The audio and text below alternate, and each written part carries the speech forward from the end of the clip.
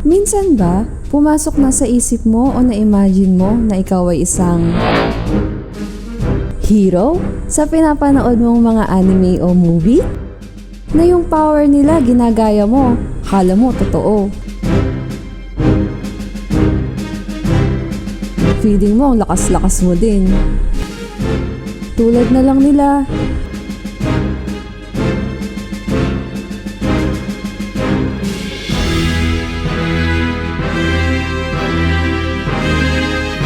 Tapos minsan sa kaadikan mo kakapanood, napapagalitan ka pa ng nanay mo.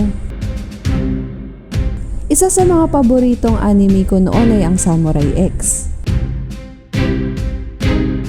Alam nyo ba na totoong nag-exist ang mga samurai? Sino nga ba sila? Sila ba talaga ay may mga special powers tulad ng mga napapanood at nalalaro natin?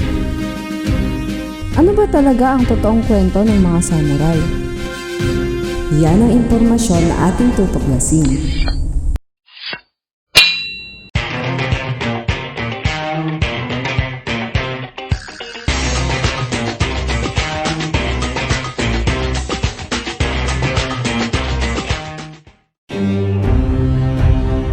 Ang samurai, mononofu o bushi, sila ang mga sinaunang militar ng bansang Japan noong ika-10 siglo. Mga mandirigma noong kanilang kapanahunan. Nagmula ang salitang samurai sa salitang saburai, na ang kahulugan nito ay paglingkuran ang isang tao.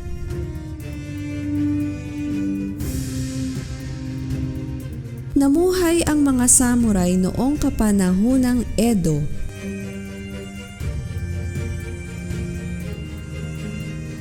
Sila ang mga maharlikang militar ng Hapon.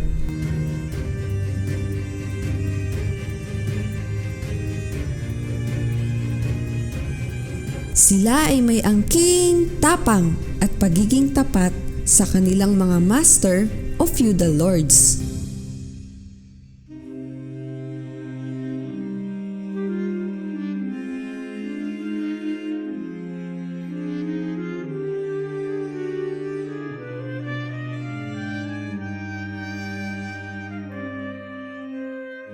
Alam nyo ba na kung matalo o mamatay ang master ng mga samurai, sila ay nagko-commit ng ritual suicide.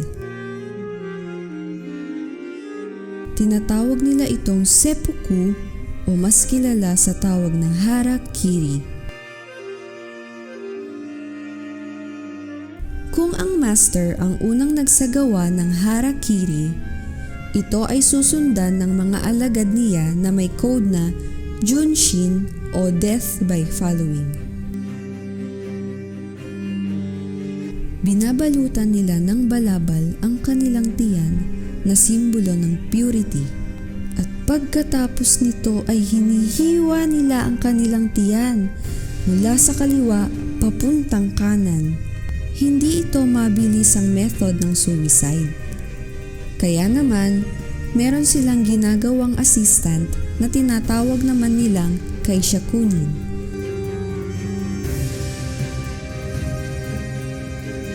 Para ito ang magsasagawa naman ng pagpugot ng ulo ng samurai na gumagawa ng harakiri.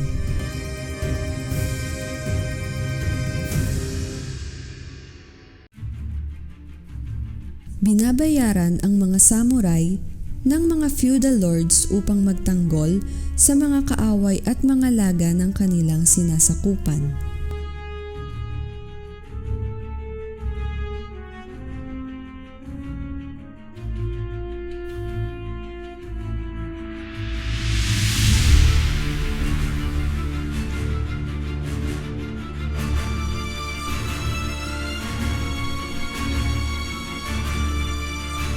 Kaya naman, sila ay madalas na nakatira sa palasyo o bahay ng kanilang mga masters.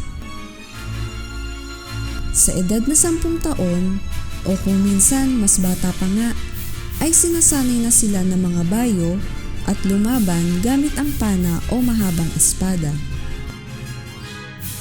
Ang elite na samurai o highly trained samurai lamang ang may karapatan na gumamit ng pana at espada. Kadalasan, nakikita sa kanila na may dalawang espada, isang mahaba at isang maiksi, at ito ay may importanteng kahulugan para sa kanila.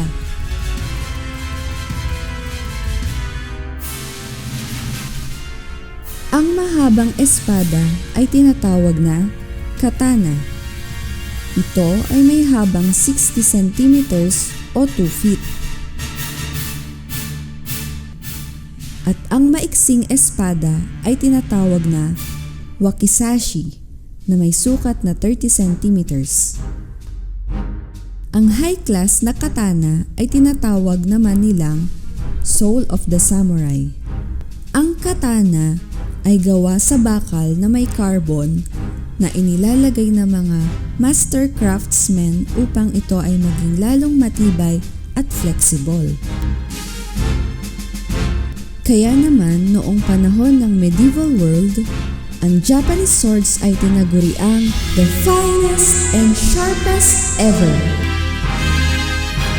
Sila ay may kakayahan din pagdating sa martial arts, pero pinakamahusay sila pagdating sa pangangabayo, archery, at swordsmanship.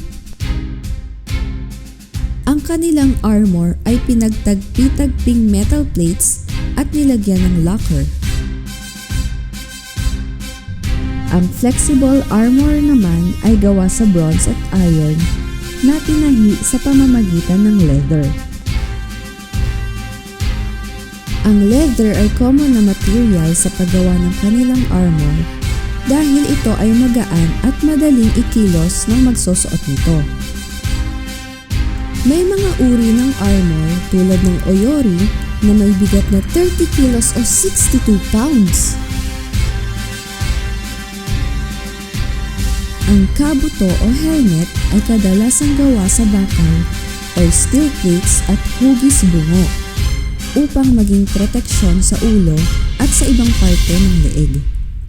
Ito ay kadalasang may horsehair plumes at sungay ng mga hayop. Marami sa mga bayani ng Japan ay mga samurai warriors. At ang pinakakilala sa kanila ay si Yoshitsune o Minamoto no Yoshitsune. Siya ay isang general noong Genpei War taong 1180 to 1185 Common Era. Meron ba sa inyong hindi pa nakakapanood ng pelikulang The 47 Ronin? Ito ay hinango sa totoong pangyayari ng mga samurai noong January 1703 Common Era. Kayo mga ka-info, anong mga paborito niyo movies at anime?